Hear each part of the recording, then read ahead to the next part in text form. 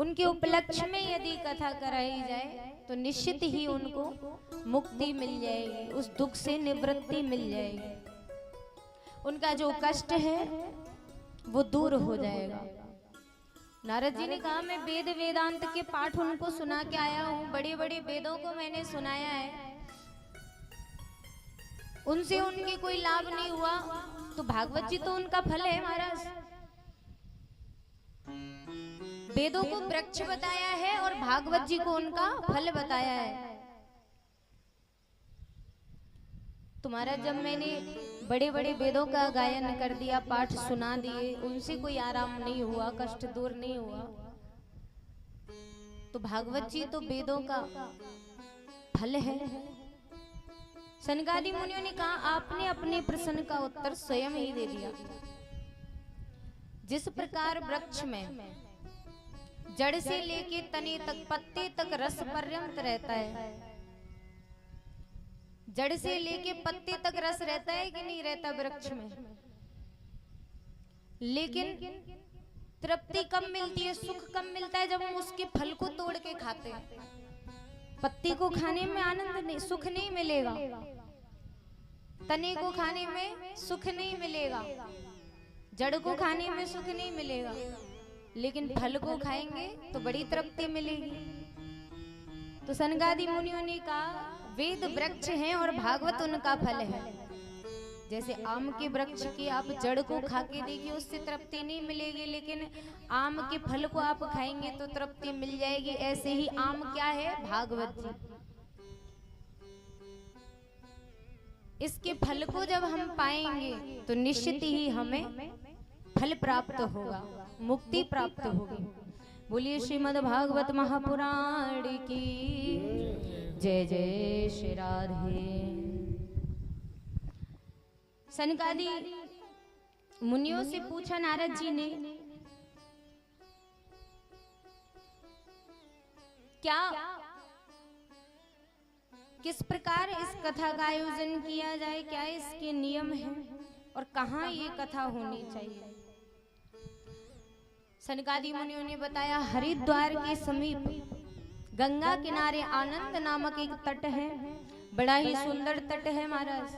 सुंदर सुंदर बालू है, रेत है, लताएं हैं, कुंज है, बढ़िया धारा प्रवाहित हो रही है, बड़ी अच्छी सुगंध वहां से आती है। उस किनारे पर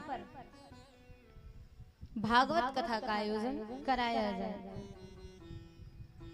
हरिद्वार के समीप गंगा किनारे आनंद नाम के घाट पर, तट पर चारों मुनियों के लिए सुंदर आसन लगाए।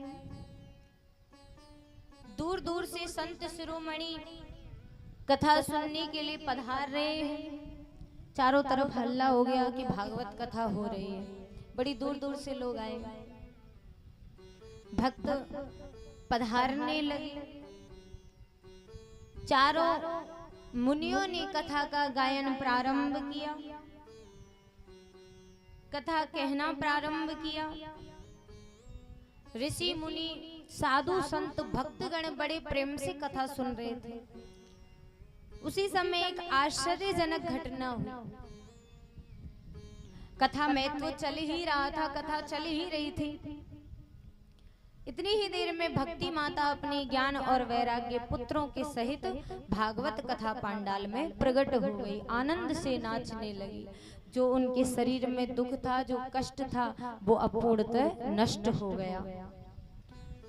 भगवान श्री हरि नारायण से, श्रीमद् भागवत महापुराण से हम ये प्रार्थना करते हैं, भगवान श्री विग्रह से हम प्रार्थना करते हैं कि हे परमपिता परमेश्वर, जिस प्रकार भक्ति माता का कष्ट आपने दूर किया है, उनके दोनों पुत्रों का कष्ट आपने दूर किया है, उसी प्रकार जितने भी श्रोतागण भागवत पांडाल में उपस्थित हैं और जहां जहां तक हमारी आवाज जा रही है, सब पर भगवान ऐसी कृपा करें कि जिनके जीवन में जो कोई भी दुख है उससे निवृत्ति मिल जाए, छुटकारा मिल जाए, सब सुखी हो जाए।